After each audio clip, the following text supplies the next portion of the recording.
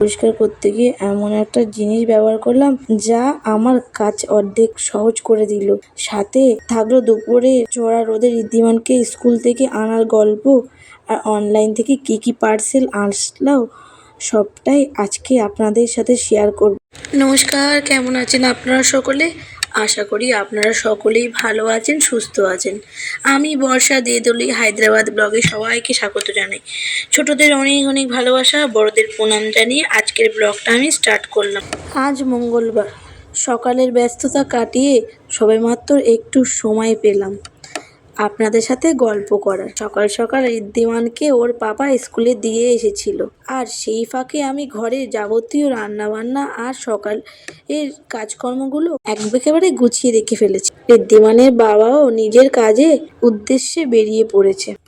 সকালে সব কাজকর্ম শেষ করে ভাবলাম ঘরের বাকি পড়ে থাকা কাজটাও আজ সেরেই ফেলি। তাই আজকে আমার ভিডিওটা শুরুই করছি এই ঘরাঞ্চি দিয়ে। বেশ কয়েকদিন আগে এই ঘরাঞ্চিটা কিনে এনেছিলাম, কিন্তু আজকে এই প্রথম ঘরাঞ্চিটা আমার কাজে লাগলো। আজ ঘরাঞ্চিতে উঠে ঘরের আনাচে কানাচে সব ঝুল কালি আর ময়লা খুব ভালো করে পরিষ্কার করলাম। বিশেষ করে সিলিং ফ্যানগুলো, যেগুলো উঁচুতে থাকার কারণে সহজে হাত পাওয়া যেত না, আজ সেই ঘরাঞ্চির সাহায্যে সেগুলো একদম ঝকঝকে পরিষ্কার করে নিলাম। নতুন এই জিনিসটা আসার পরে ঘরের উঁচু জায়গাগুলো কাজগুলো করা সত্যি অনেক সহজ হয়ে গেছে। ঘরদোর একদম ঝকঝকে করে গুছিয়ে আর ফ্যানগুলো পরিষ্কার করে সোজা চলে গেলাম স্নান করতে। স্নান সেরে এসে মনটা শান্ত করে পুজোটা দিলাম। কিন্তু পুজো দিয়ে যখন উঠলাম, ঘড়ির দিকে তাকিয়ে তো আমার চোখ চড়ক গাছ। তখন কাটায় কাটায় দুপুর 12টা বেজে 20 মিনিট, আর একটুও সময় নেই। কারণ এটাই তো ঋদ্ধিমানকে স্কুল থেকে আনার সময়। তাই আর এক মুহূর্ত দেরি না করে ঝটপট রেডি হয়ে নিলাম ঋদ্ধিমানকে আনতে যাবার জন্য।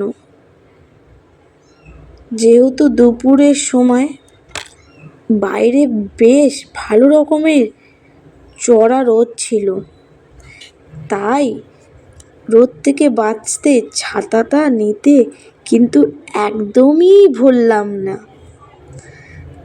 তারপর তাড়াহুড়ো করে স্কুলের দিকে রওনা হলাম, আর গিয়ে দেখি ঋদ্ধিমানের ছুটি হয়ে গেছে। তো ঋদ্ধিমানকে সঙ্গে করে নিয়ে দুজন মিলে হাঁটতে হাঁটতে বাড়ির দিকে রওনা হলাম। ঋদ্ধিমানকে বাড়িতে নিয়ে চলে এলাম এইমাত্র। এইবার হলো ওর দুপুরের খাওয়া দাওয়ার পালা। আজকের দুপুরের মেনুতে ঋদ্ধিমানের জন্য ছিল গরম গরম শাক ভাজা আর সাথে সুস্বাদু মোচার তরকারি।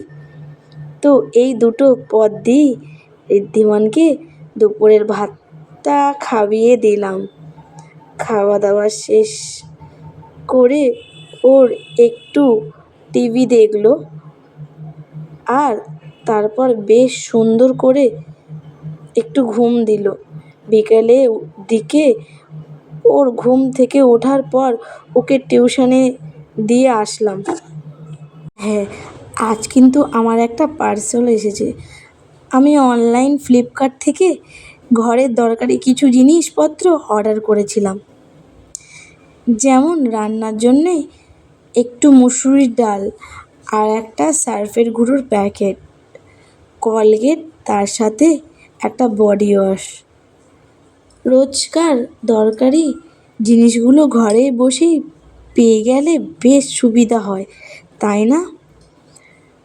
তো বন্ধুরা, আজকের ভিডিওটা তোমাদের কেমন লাগলো? আজকের ভিডিওটা আমি এখানেই শেষ করছি। আপনাদের সাথে আবার দেখা হবে পরবর্তী নতুন একটি ভিডিওতে। নতুন কোনো গল্প নিয়ে।